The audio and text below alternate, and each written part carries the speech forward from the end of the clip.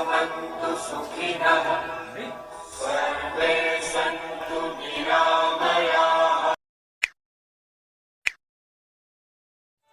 ब्रह्मा मुरारी त्रिपुन्तकारी बानो शशि भूमिषु बुधश्च गुरु च शुक्र शनिरव केतव सर्वे गर शान्ति कर भवन्तु। आदरणीय दर्शक वृन्दहरू, यस ट्युटोरियल युट्युब च्यानलमा यहाँहरूलाई हार्दिक स्वागत गर्दै यहाँहरूको जीवनमा हरेक समस्यालाई अवसरको रूपमा लिन सक्ने शक्ति धरती माताले प्रदान गरून् भन्ने कामना गर्दै हामीसँगै रहनको लागि हाम्रो च्यानललाई सब्स्क्राइब गरिदिनु हुन र महत्त्वपूर्ण कमेन्टहरू लेखी हामीलाई हौसला बढाइदिनु हुन हार्दिक अनुरोध गर्दै लागौँ आजको विषयवस्तुतर्फ। एक सुन्दर फललाई ग्रहहरूले कसरी आफ्नो आफ्नो क्षेत्रमा लिएका हुन्छन् भन्ने सन्दर्भमा मैले यहाँ प्रश्न पार्न गइरहेको छु। यसले के सहयोग गर्नेछ भने यहाँहरूको कुन ग्रह बलवान छ, जुन ग्रह बलवान छ त्यही क्षेत्रमा मान्छे बढी सफल भएको हुन्छ र त्यो ग्रह अनुकूल पनि हुनुपर्छ। यो सन्दर्भमा पनि यहाँले पृष्ठभूमि हुनेछ भनेर आज मैले यो सन्दर्भ राखेको छु। सर्वप्रथम सूर्य भगवान, एउटा फलको वेट यानी तौल कति छ त्यसको आधारमा सूर्यको जिम्मा हुन्छ तौलको, अर्थात्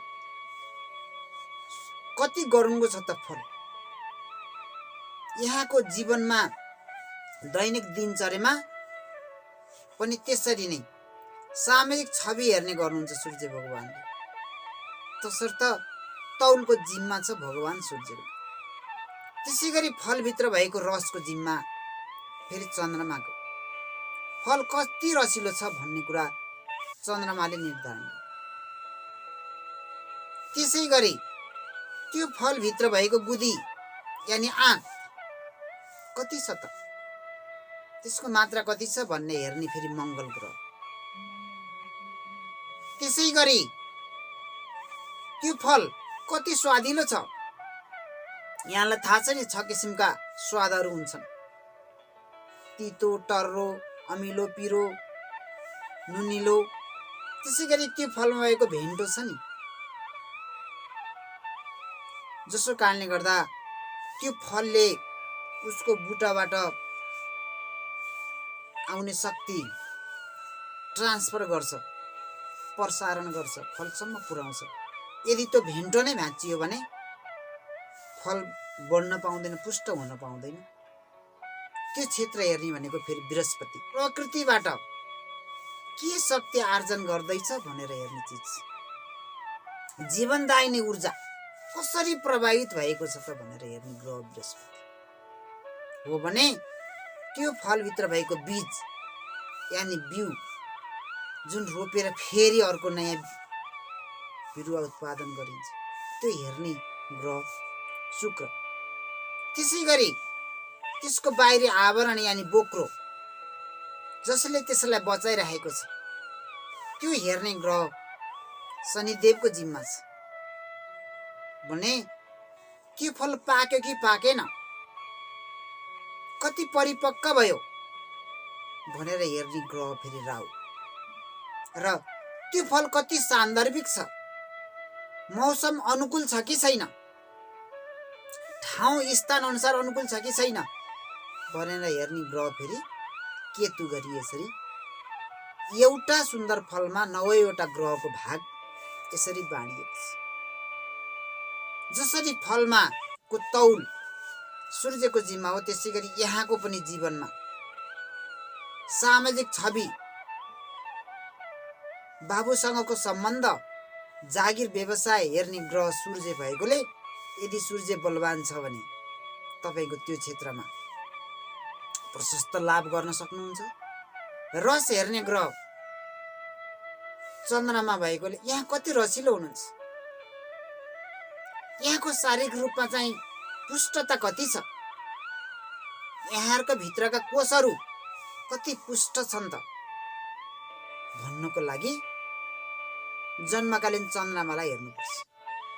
त्यही भएर चन्द्रमालाई रसको जिम्मा दियो।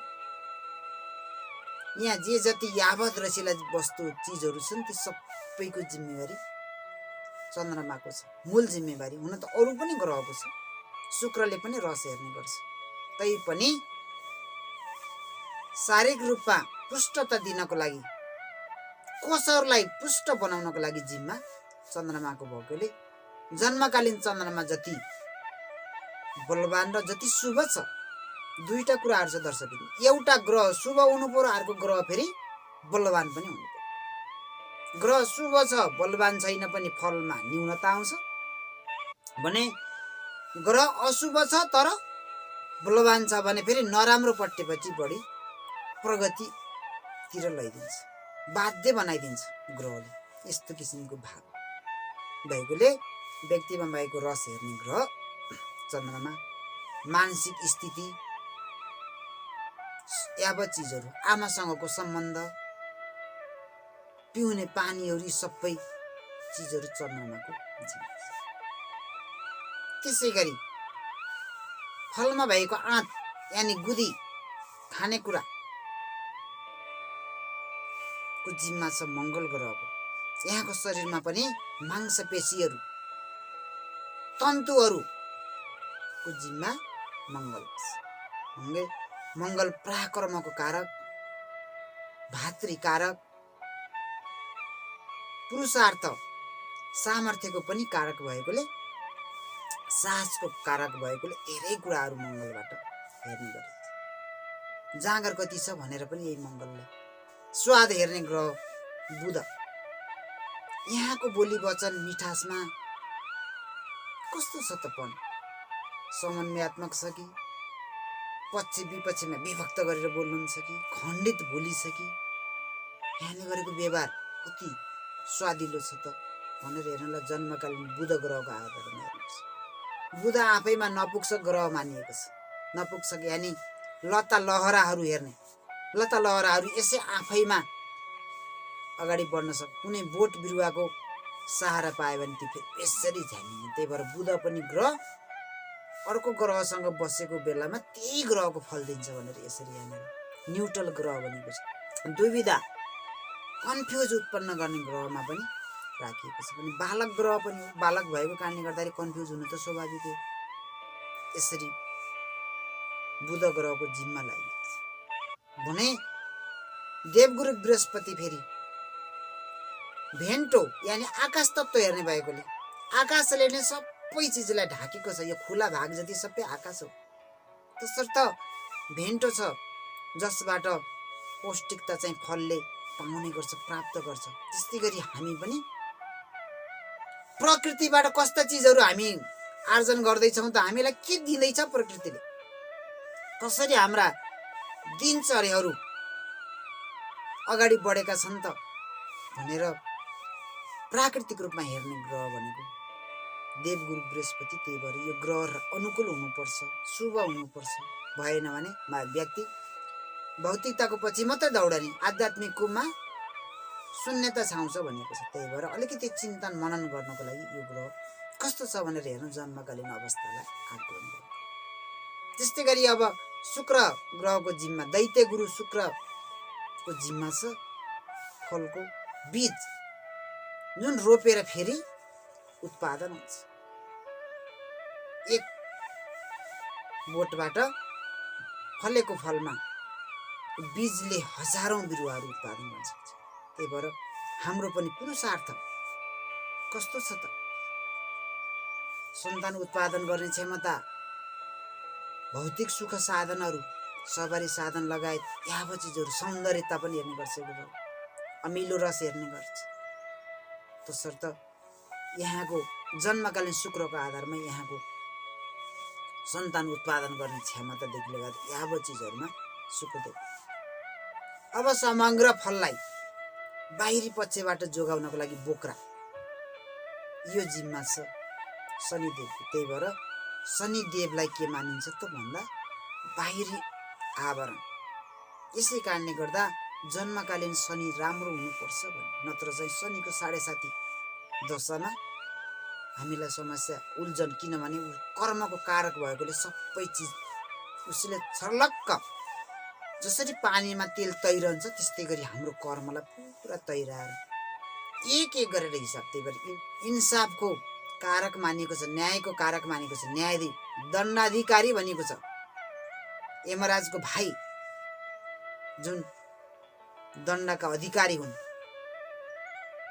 तसर्थ शनिदेव कस्तो छन्, शनिदेवको आधारमा हाम्रो बाहिरी आवरण, हाम्रो व्यवहार सबै कुरा झल्कन्छ, त्यही चिजलाई प्रतिनिधित्व गर्छ।